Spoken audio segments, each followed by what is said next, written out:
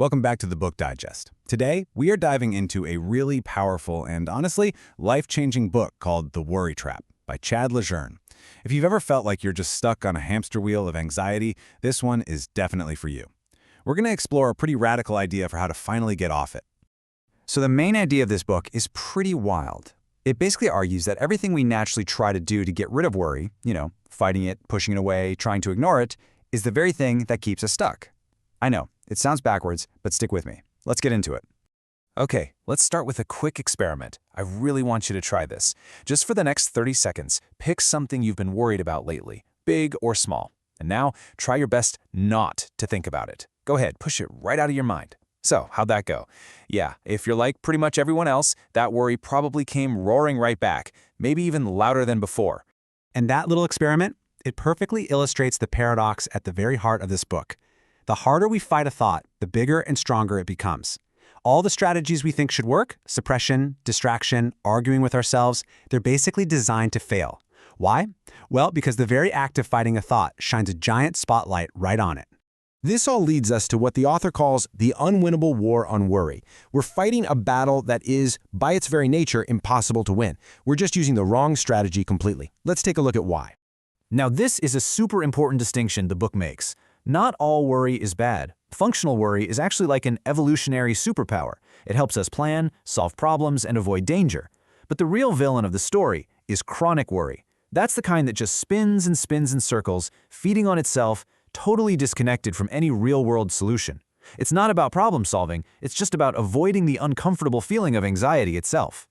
This quote from the book just nails it. The mechanism of thought suppression is itself a reliable engine for producing the very thoughts it is attempting to eliminate. It's a perfect closed loop. The tool we're using to fix the problem is the very thing creating it. And this is illustrated perfectly by something called the white bear effect. It comes from a classic psychology study. The moment someone tells you, don't think of a white bear, what happens? Well, a part of your brain has to constantly scan for white bears just to make sure you're not thinking about them, which, of course, makes you think about them constantly. It's a glitch in our own mental software. So if fighting is a losing battle, what's the alternative? What are we supposed to do? Well, the book proposes something radically different. Instead of trying to change our thoughts, we need to change our fundamental relationship to them. And the entire foundation for this new approach is a psychological framework called acceptance and commitment therapy, or ACT for short. And it really is a completely different way of dealing with our own minds. And here's the absolute key difference. A lot of us have heard of CBT, right? That's where you learn to challenge and argue with your negative thoughts to show they're not true. But ACT says, nah, let's not even get in the ring. The goal isn't to change the thought or prove it wrong. The goal is to change how much power you give it, to just let it be there without letting it run the show. Okay, so this brings us to the really practical part of the book, the how-to. LeJeune gives us a 5-step method to put all this into practice, and he calls it the LAMP framework. LAMP. It's an acronym that stands for Label, Let Go, Accept, Be Mindful, and Pursue Your Values. Each of these steps builds on the one before it, and together they create this amazing roadmap out of the worry trap. So let's walk through them one by one.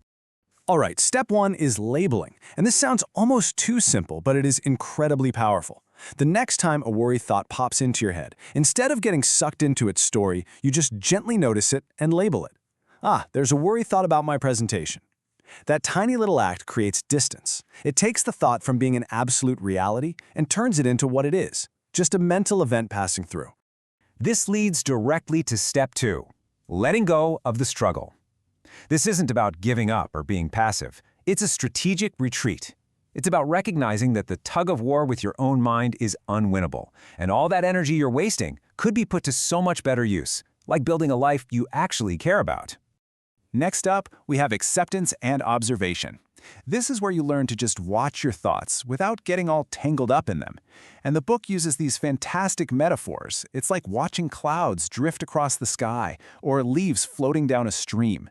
You don't have to grab onto them, you don't have to push them away, you can just watch them go by. And step 4, mindfulness, is your anchor. See, chronic worry almost always lives in some imaginary, feared future. It's all about the what-ifs.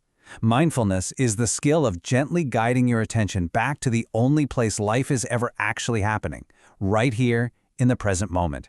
It's your safe harbor in the storm. Before we get to the last step, the book asks this really profound question, and I want you to really think about it for a second. Is your life guided by what you truly value, or is it guided by trying to avoid feeling anxious? How many choices have you made just to sidestep that feeling?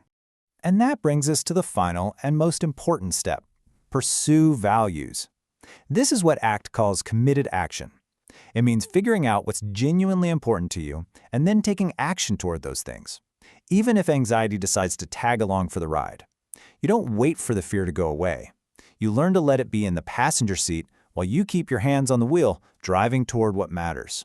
So when you put this all together, you get a completely new definition of what success looks like. The goal is no longer a life that is magically free from worry, because let's be honest, that's just not possible. The real aim is to build a life where worry has less authority. It's still there, maybe in the back seat, but it's no longer the one making all the decisions and grabbing the steering wheel. You're in charge now. So this is what it looks like in practice, day to day. A worry thought shows up. You notice it. You label it. Worrying. You allow it to be there without getting into a big fight. Then you gently bring your attention back to the present moment and you keep on doing what matters to you. That's it. That's the whole practice. And so we'll end on this question, which is really what the worry trap is all about. It's not just about feeling less anxious. It's about living a bigger, richer, more meaningful life. So what would you do? What would you build, create, or experience if anxiety wasn't the one calling the shots? Thanks so much for watching.